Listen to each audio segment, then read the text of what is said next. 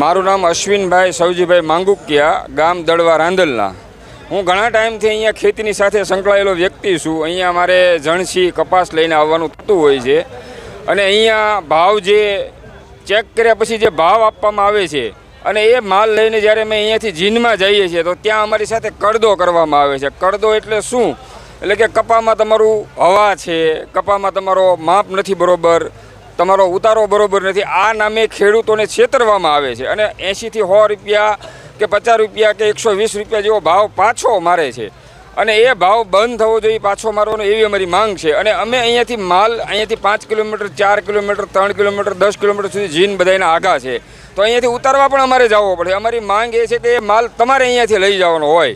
અમે અહીંયા તમને આપ્યો, તમે અમારા માલના કિંમત કરી અમને પૈસા આપ્યા એટલે અમે અહીંયાથી છૂટા.